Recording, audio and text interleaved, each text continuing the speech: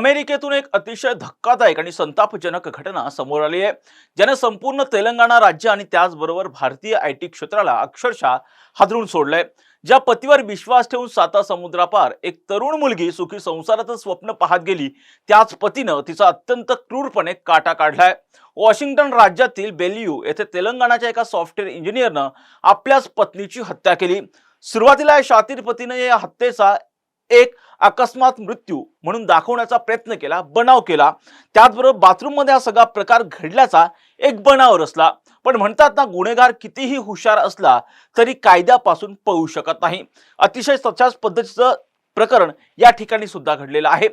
एका डिलीट केलेल्या चॅटनं आणि भारतातील प्रेयसी सोबतच्या कॉल रेकॉर्ड्सनं या संपूर्ण मर्डर मिस्ट्रीचा अक्षरशः पर्दाफाश केलाय। पाहिजे संपूर्ण प्रकरण नेमकं काय या व्हिडिओच्या माध्यमातून। नमस्कार, मी राजरत्न जोंधे आणि तुम्ही पाहताय टॉप न्यूज मराठी। 5 जून 2025 तेलंगणातील अविनाश नारने आणि 27 वर्षाच्या राजिता सबिनेनी यांचा विवाह मोठ्या थाटामाटामध्ये पार पडलेला होता। लग्नानंतर सुखी संसाराची स्वप्न उराशी बाळगून रजिता टेक्सास मधून पती अविनाश सोबत राहण्यासाठी सिएटल परिसरात आली। अविनाश हा अमेरिकेत एका नामांकित सॉफ्टवेअर कंपनीमध्ये सॉफ्टवेअर डेव्हलपर म्हणजे सॉफ्टवेअर इंजिनियर म्हणून काम करत होता। पण या सुखी संसाराच्या पडद्याआड एक भयंकर कट शिजत होता, रचला जात होता।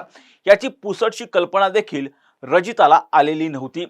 27 ऑक्टोबर 2025 ची ती काळी रात्र म्हणावी लागेल। पोलिसांना एक फोन येतो।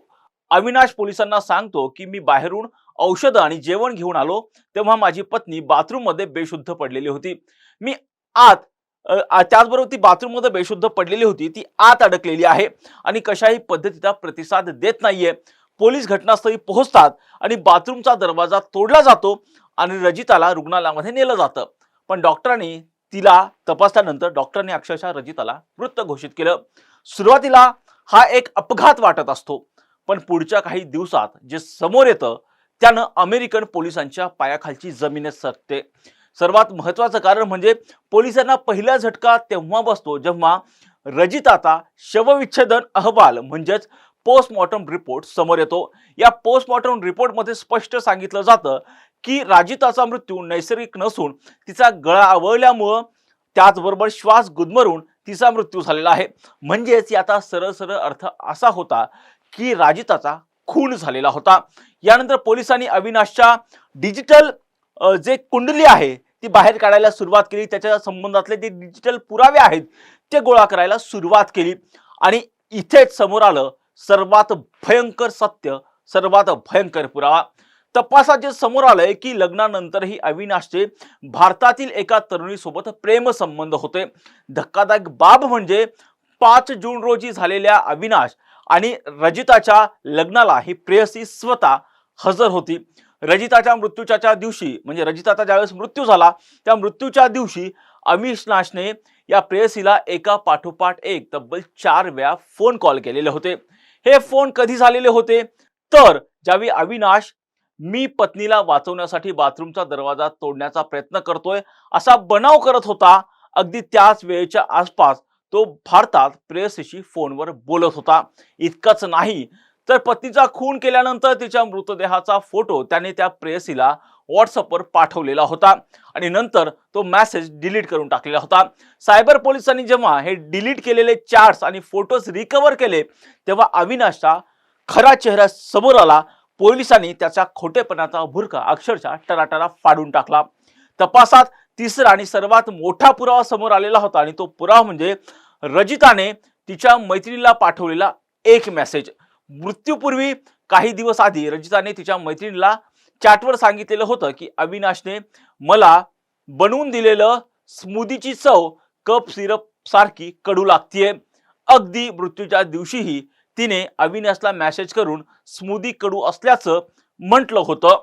म्हणजेच अविनाश तिला हळूहळू किंवा त्या दिवशी अविनाश तिला स्मूदीमधून काहीतरी कडू औषध किंवा विष देत होता असं म्हणावं लागेल, ज्यामुळे ती असह्य झाली आणि त्यानंतर त्याने तिचा गळा आवळून खून केला असा पोलिसांना संशय आहे। पोलिसांचा संशय बळावलेला आहे। सुरुवातीला तेलुगू समाजातील स्वयंसेवकांनी अविनाशला जे तेलुगू समाजातील जे स्वयंसेवक आहेत त्याला अविनाशने चकवा दिलेला होता। पत्नी आजारी पडली आहे आणि बाथरूम मध्ये अडकून मेलेली आहे असा पद्धतीने त्यांनी तेलुगू समाजाला सांगितलेलं होतं आणि त्यांची सहानुभूती मिळवण्याचा प्रयत्न केला होता. मात्र सायबर पुरावे, डिलीट केलेले चार्ट्स आणि पोस्टमॉर्टम रिपोर्टच्या बळावरती अमेरिकन पोलिसांनी या क्रूड सॉफ्टवेअर इंजिनियरचा मुसक्या आवळलेल्या आहेत. आणि त्याचबरोबर जर पाहिलं तर तंत्रज्ञानाच्या जगामध्ये स्वतः गुन्हेगार कितीही हुशार समजला जात असेल तरी सुद्धा तो कायद्याच्या कचाट्यापासून वाचू शकत नाही, हेच या प्रकरणातून सिद्ध झालेलं आहे. सॉफ्टवेअर इंजिनियरनं आपल्या प्रेयसीसाठी आपल्या स्वतःच्या पत्नीचा जीव घेतलेला आहे. त्याला वाटलं होतं की अमेरिकेत बसून आपण भारतात केलेल्या चार्ट्स डिलीट करू आणि पोलिसांना गुमराह करू, पोलिसांना चकवा देऊ.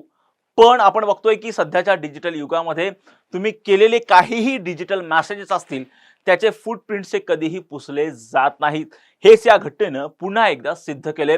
सध्या अविनाश पोलिसांच्या कोठडीत आहे आणि त्याला त्याच्या कर्माची काय शिक्षा मिळते हे सगळंच पाहणं आता महत्त्वाचं असणार आहे. या प्रत्येक घटनांचे अपडेट आम्ही टॉप न्यूज मराठीच्या माध्यमातून आपल्यापर्यंत पोहोचवणारच आहोत. यासाठी तुम्ही पाहत राहा टॉप न्यूज मराठी, आपला महाराष्ट्र, आपली बातमी.